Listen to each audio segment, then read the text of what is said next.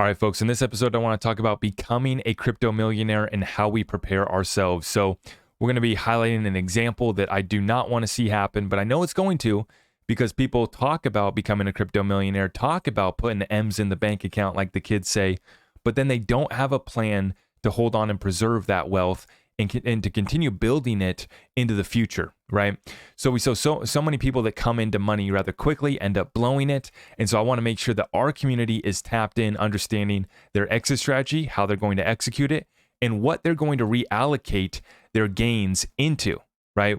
When we make all this money with our crypto, whether that's flipping NFTs, whether that's trading, whether we just hold long-term utility assets that we believe are going to appreciate significantly in price, like XRP, right? We're going to come into this money, but then what are we going to do with it next? So I want to share this example here, this story from Robert Velez. He shares this: told my friend to not dump all his chips into an Airbnb last year.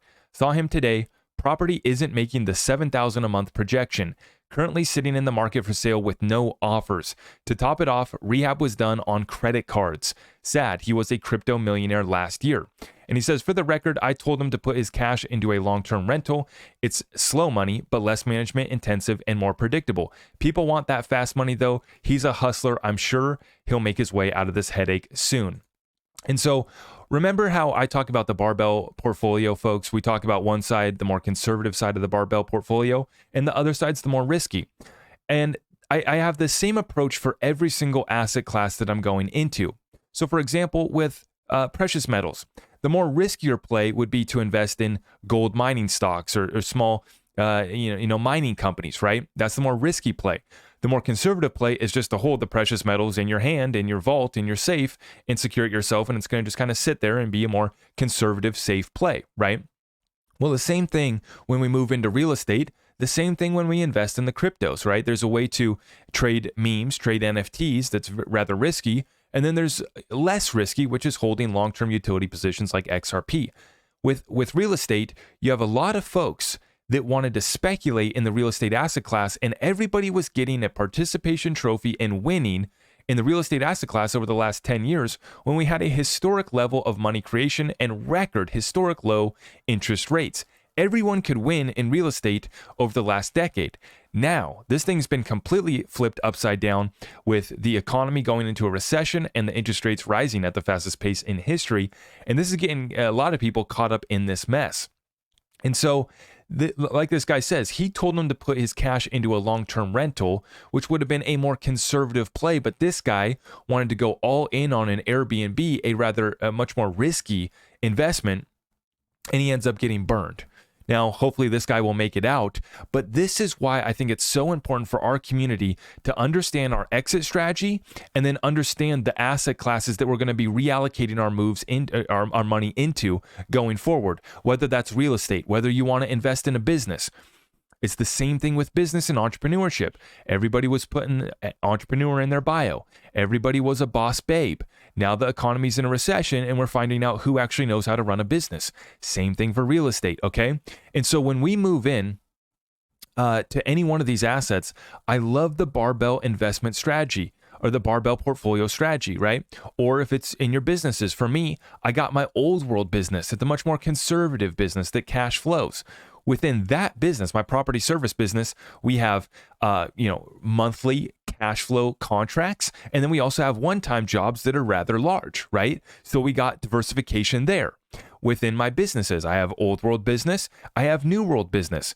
The old world property service business is a physical business. My new world media business is a digital one. That's true diversification. Same thing that we're going to be building out with our real estate fund over the next year.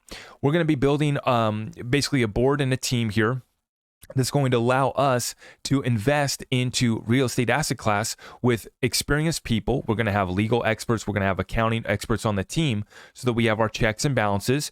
And so that when we put our money together in our Discord community, we can move in to these asset classes and we're going to be able to buy bigger deals. And we're going to be able to do so with a track record and a team that we know we're going to win. By doing the same thing that we're doing here with everything else, with crypto, with business, same thing in the real estate asset class as well. Some of our investments might be into Airbnbs, might be into short-term rentals, might be into some flips, might be into some wholesaling, which is more risky. versus the long-term buy and hold side of the portfolio that we're going to be building out as well. That's the diversification that I like.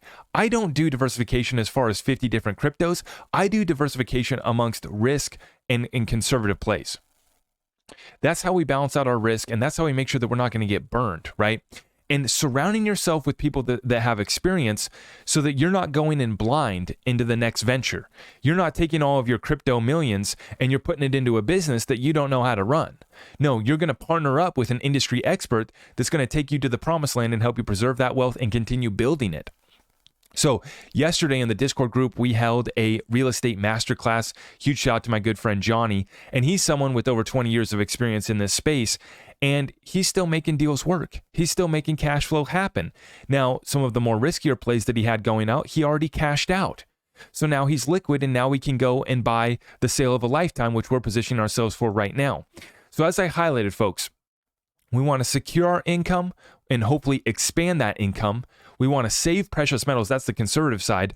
But then we're saving and we're getting liquid for the sale of a lifetime. For me, I'm looking to buy my first home, and then we're going to start building out the real estate portfolio as well. That's going to be within the Discord community. We're building out our own private equity fund. If you're looking to get tapped in, it's over there.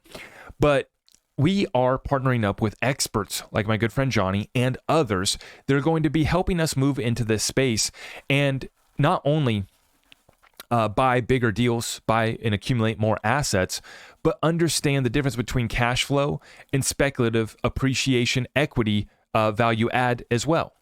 So by balancing ourselves out here, diversifying ourselves amongst the two approaches, we're going to make sure that in good times and bad times, we still got cash flow coming in and we're still able to acquire more assets as they come on sale.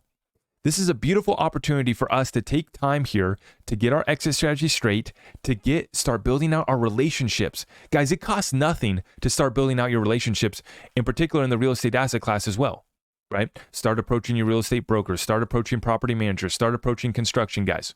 You know, Johnny said yesterday, you show up to the job site to a contractor and you bring them some juice, bring them some orange juice, bring them some fresh water, whatever it takes, right? To initiate that conversation, to start building a relationship. The cost is not that much. It just takes some time and effort and the willingness to invest in your future and your education. Because most people are going to get their shirt handed to them because they think that they can, okay, I made my millions off of crypto. Now I can just go invest and I can buy whatever business I want, or I can start whatever business I want, or I can be a real estate guy now. Right? And people are going to find out rather quickly whether or not they know their stuff. And so, folks, if you guys are looking to get tapped in, yesterday we recorded the session. You can go back and watch. It was 2 hours of secret sauce on the real estate asset class. And so we got that one shared, and we've also done about 2 or 3 other real estate sessions already in the Discord group as well. All of the resources are available for you to go back and watch. We have new classes coming on the way, but I just want to reiterate the point. Whether you come into my group and you're going to invest alongside us, or you're doing your own thing, your own deals, I just want our community to have an exit strategy and to have a plan, right? To have a serious plan for your business, for your real estate portfolio, whatever we're going to do to preserve our cryptocurrency gains in the wealth that we're going to make off this new digital asset space that's going to be massive. There's going to be a lot of money made, in my opinion. I mean, there already is, right? You guys have already made some money, hopefully. For us in the XRP community, we've been waiting to make some money, but we're still up on the bags for now, but obviously we're waiting for a little bit more than 50 cents on our XRP return. And that's going to be coming, and it's going to happen quick, and a lot of people are going to get caught off guard.